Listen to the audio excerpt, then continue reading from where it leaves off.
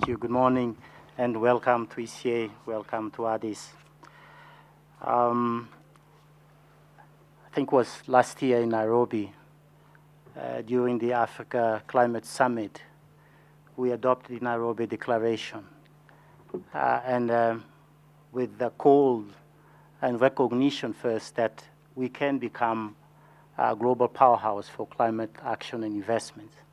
And I think this talks to the points that you are making, that we have huge assets on the continent, indeed, to become a global powerhouse. And some of the actions that we are making, especially here on the, in Ethiopia, are just a reflection of the potential that we can harness. So as this Least Development Countries Expert Group meeting coincides with the Ethiopian National Tree Planting Day, I would focus my statement indeed with the actions that have been taken, on the actions that have been taken here in Addis Ababa. So, Your Excellency, Mr. Simon Mekonnen, State Minister, Minister of Planning and Development of the Federal Democratic Republic of Ethiopia, Mr. Evans Njewa, LDC Group Chair under the UNFSCC, Mr. Gabriel Mkapa, Chair of the LDC Expert Group, Mr. Paul Desanker, UNFCC Secretariat. On behalf of the United Nations Economic Commission for Africa, and on my own behalf, it is my great pleasure to welcome you to this 46th meeting of the Least Developed Countries Expert Group. It is a great coincidence, as indicated earlier, that this meeting of the leg starts on the National Tree Planting Day of Ethiopia's Green Legacy initiative that started in 2019 and has already planted well over 32 billion tree seedlings. I had a coffee conversation with His Excellency the State Minister, and he was telling me about the plans for this year and next year's coming. And indeed, this is a reference to the rest of the continent. And it's really about maximizing the core benefits of nature conservation and adaptation, climate adaptation.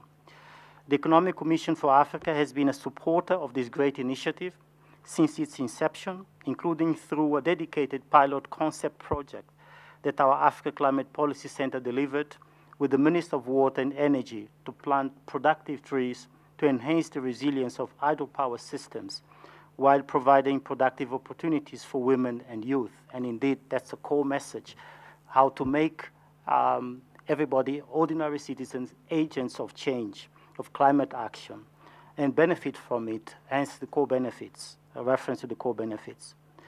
The work of the LDCs expert group focuses on supporting LDCs to achieve successful adaptation to climate change impacts, and thus build resilience and reduce vulnerabilities to the increasing adverse impacts of climate change.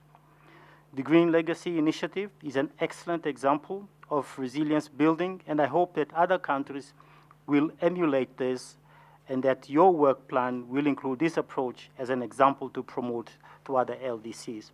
In March, we met with our policy organs, which is the Conference of Ministers of Finance, Planning and Economic Development, and one of the things that they've asked for is peer learning on many fronts, including indeed on climate action. So I hope that through your platforms, you will foster more of those peer learning experiences, learning from successful cases, as indeed is the Green Legacy Initiative here.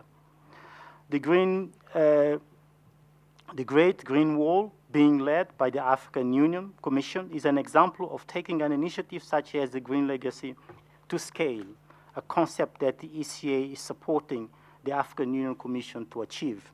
We also launched the Green Blue Wall Initiative, which is equally important, especially for island states, where, for example, the conservation of mangroves becomes important for their own livelihoods, as well as to secure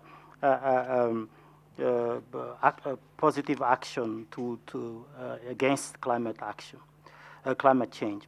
As adaptation and resilience are at the heart of the work of the LDC's expert group, it is important that LDCs are provided support with the tools and capacities to build resilience and ensure that investments in key sectors are climate-proofed to deliver in both today's and tomorrow's climate.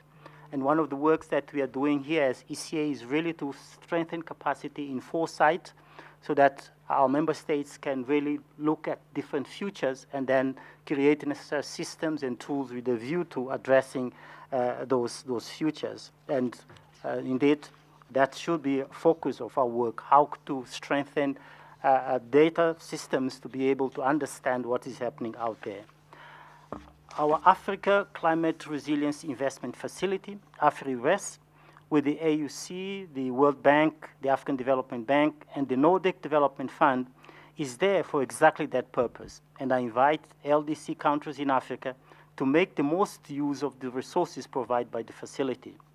As LDCs are elaborating their third generation NDCs to be submitted in February 2025, the Economic Commission for Africa, through its African Climate Policy Center, is ready to support African LDCs in the process, including through the inclusion of well-thought-out nature-based solutions, such as those promoted by Ethiopia's Green Legacy Initiative. I thank you very much for your attention.